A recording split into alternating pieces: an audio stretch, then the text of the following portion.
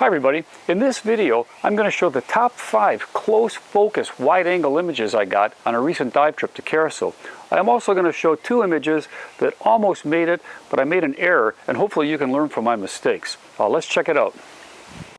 Okay, this shows the camera setup I use. I have the Nikon D7100 at the left. To the right of that is the 6-inch dome port to accommodate the 12 to 24 millimeter rectilinear wide angle lens, which I always set at 12 millimeters, which you can see at the right.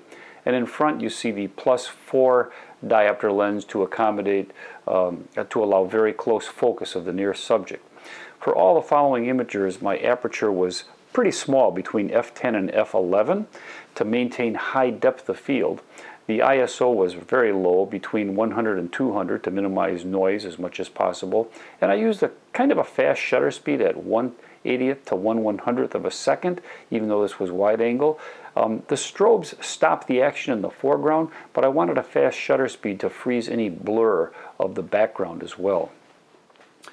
Here you can see a close-up of the +4 diopter lens simply screwed onto the wide angle lens, and that'll all be inside the dome port. Here's a model of my usual strobe and camera position relative to the near subject. Of course, the distance to the near subject depends on how big the subject is, how much you want to exaggerate size perspective distortion between the near subject and the background, and of course how close the near subject will allow you to approach as well. The strobes are generally pulled in pretty tight, such that the edge of the light from each strobe beam will illuminate the near subject. Now, not pulling the strobes in tight enough is a big mistake in close focus wide angle, and it'll result in a dark spot in the center of the near subject, or sometimes no illumination at all of the near subject.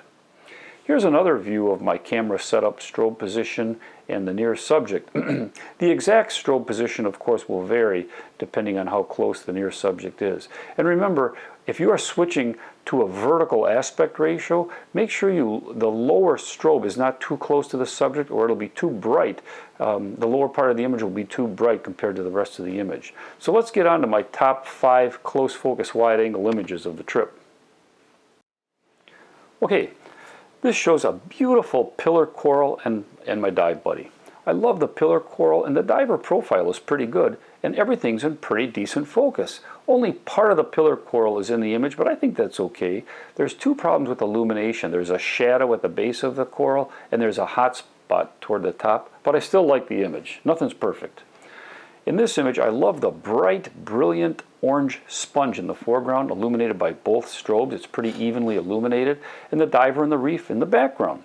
The diver and the reef in the background, of course, have less color and contrast, but that's what happens when you use strobes to illuminate the foreground and then balance it with available light for the background. Everything's in pretty good focus. The diver profile is pretty good. The diver's looking at the sponge, and the entire sponge is in the image. It's not cut off. The diver's not really separated completely from the reef, and only part of the diver is photographed, but overall I think this is a really good image, and I really love it. I like this image because I captured a somewhat unusual foreground subject, a slipper lobster, which you don't see too much, at least in Curacao, and I got my dive buddy in the background. The lighting is not bad, and the diver profile is pretty good. The diver is looking right at the subject.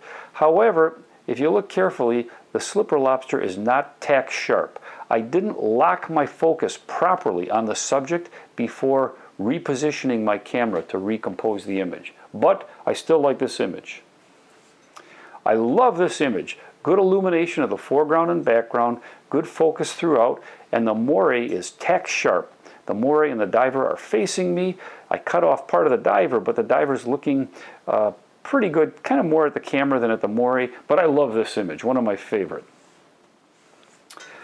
And I love the beautiful, bright, brilliant sponge in the foreground here. It wasn't very large, but it looks big as I got very close to it, and it exaggerated the size relative to everything else. I locked my focus on that foreground subject before recomposing.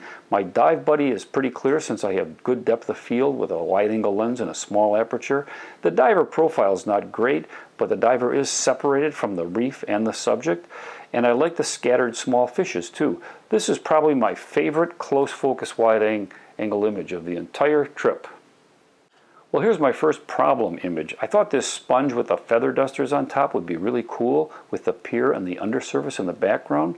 However, I rotated my camera setup vertically, but I didn't reduce the lower strobe's power, or I could have also moved the lower strobe further from the sponge. Either way, the lower part of the sponge is way too bright compared with the rest of the image. Really too bad.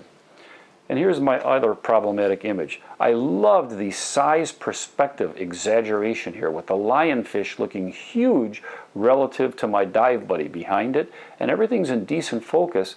Unfortunately, I had stirred up some sediment, and my inward pointing strobes captured way too much back scatter. And I have neither the talent nor the time to remove all this back scatter. Too bad. Well, I hope you found this video helpful. Thanks for your attention, and please feel free to give me any feedback. I always welcome it. Thank you.